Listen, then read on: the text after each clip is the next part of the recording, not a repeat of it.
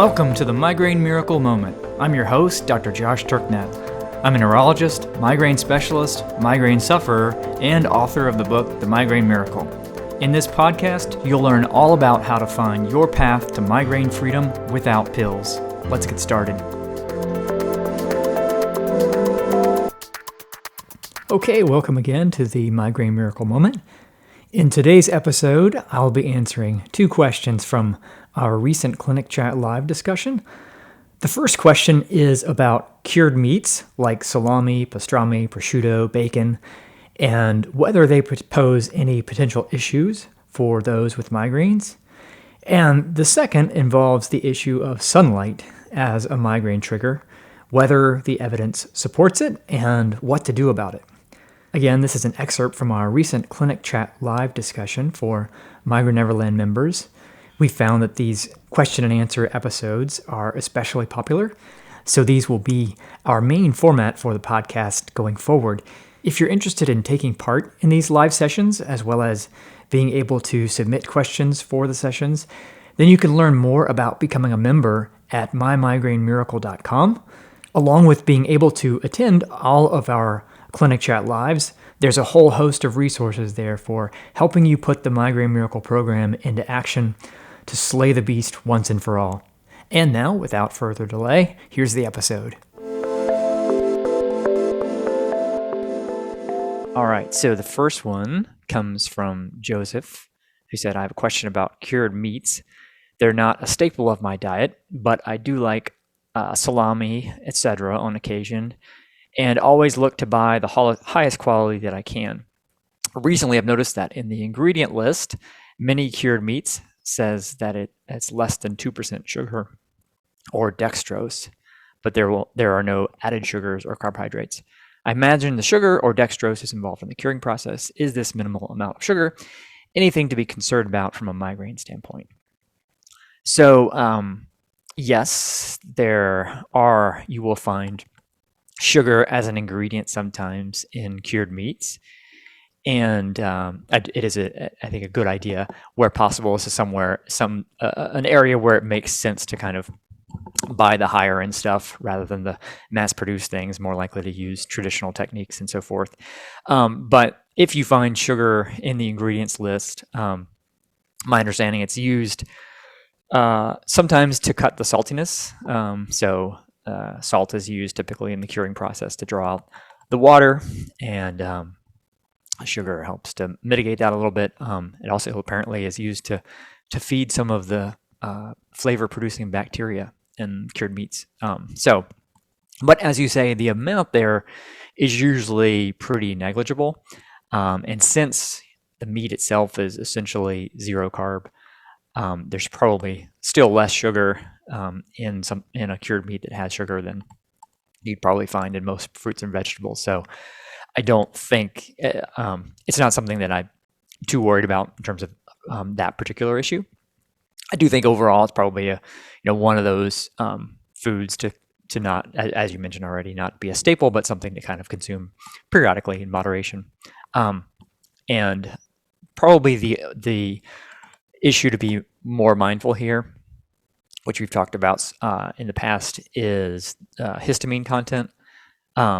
So a few months ago, I did a clinic chat presentation on the topic of histamine in migraines, and preserved meats are typically going to be higher in histamine.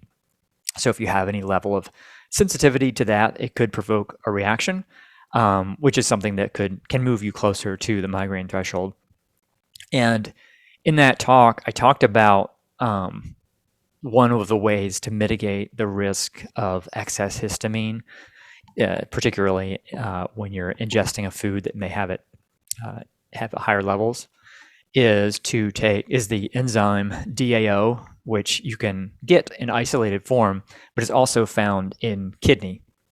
So either eating kidney or taking the desiccated kidney supplement, which I talked about there from Ancestral Supplements. So I've actually been doing that regularly since that time, and it's something I intend to continue doing. So to help mitigate against any potential histamine in the foods that I'm eating.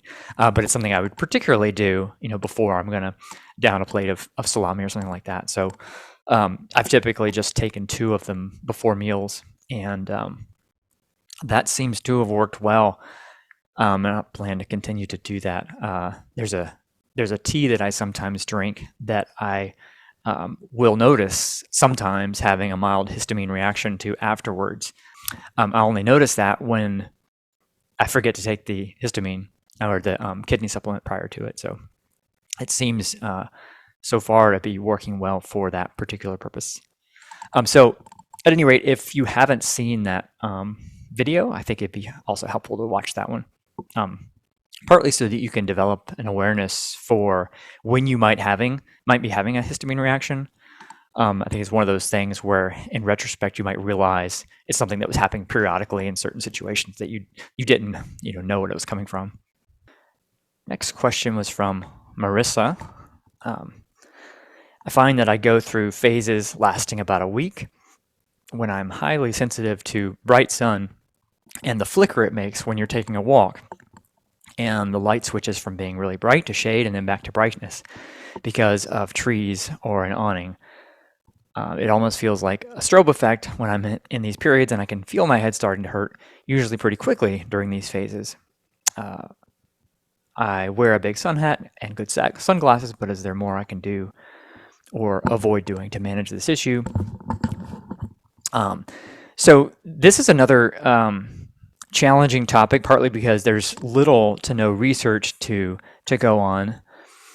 There are studies that support the sun as being a triggering factor in a subset of people with migraines. So there was one study looking at women living in the Arctic, where you have long periods of dark and long periods of light. And overall, what they found was that there was no difference between the incidence of attacks of migraines in the dark time versus the light time. But they then looked at a subset of people in that population who identified as being sun sensitive and found that those people, in fact, were more likely to experience a migraine on the sunny days or the light times. And interestingly, they also concluded, based on their study, that they did not find connections between the weather or between migraines and other weather factors, and labeled them as, quote, dubious. Some people may have heard the podcast I did on looking at the research and the connection between weather and migraines and barometric pressure, and I discussed there that the consensus, at least from the research community at this point, is that there's not evidence to support a connection, and a lot of people didn't like that. Which I'm just reporting what the current consensus is there. But one of the problems with that is that I discussed in that episode is you have the issue of the nocebo effect. So it's a tricky thing to know how to handle, because once you kind of popularize any particular idea as having a link to migraine or any other sort of negative side effect, so the nocebo effect being when you expect a negative outcome, it makes that more likely to happen, which is the inverse of the placebo effect. But so it's just popularizing any idea, including that changes in weather or weather fronts would make migraines more likely. Will make that more likely to occur. So it's especially tricky to know how to handle an issue like that, especially when it's something you have that people have no control over. I still, like many, think there probably is a connection in a subset of people. But at any rate, for that particular, the weather stuff, the consensus is no. But back again to the original issue of sunlight, and again, there's data suggesting that in fact may be an issue for at least a subset of people. But that's kind of talking about sunlight generally, not any specific sort of factors about the sunlight itself or the way it's hitting the eye or whatever. And as you mentioned in your question, your issue is a little bit more specific, typically involving sunlight of a certain kind, kind of coming in peripherally and intermittently and creating a flickering or a strobe type effect. And I know my mom, who I think is here, um, had this particular issue when I was growing up, particularly in the car when sun was coming in from the side and so flickering through the trees, and it seemed to be a pretty consistent trigger for her. And she actually used we had shades on our car windows that could be pulled down, which I think definitely helped. Um, but I don't know if anybody's ever formally researched this particular issue. Again, it's a hard thing to try to study, but I definitely think there's something to it. And I suspect it's linked to the same mechanisms as screen flicker, which we've talked about before. So the flicker from a monitor, particularly at certain frequencies, seems to be a trigger for some folks, and that there are multiple case reports of that particular issue. And so it's our peripheral vision that's good at detecting flicker. So likely light that's coming in from the periphery rather than directly, that's the culprit in these particular situations.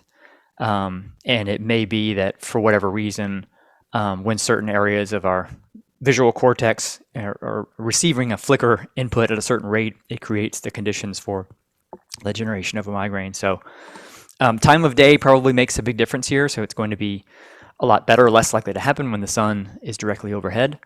But in terms of when you're in those conditions and what to do about it, I would definitely try using glasses that either filter or fully block out the light coming in from the sides in those situations.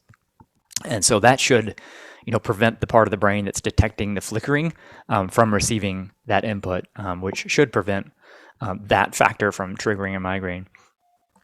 And as I always try to note, your vulnerability to such things will typically improve the longer you've been on the program. So, the longer term solution would be to stick with it. And you may find that ultimately this sort of thing is no longer the issue that it once was. And I mentioned my mom having this issue, but she's been on the program for several years now. Knock on wood, been doing very well. And as far as I know, hasn't been bothered by flickering sunlight or hasn't had them provoke a migraine for a while. All right, thanks so much for listening to this episode of The Miracle Moment. If you haven't already, be sure to subscribe to the podcast in your podcast player of choice. And if you know any fellow migraine sufferers, please feel free to share it with them as well. And now it's time to go out and slay the beast.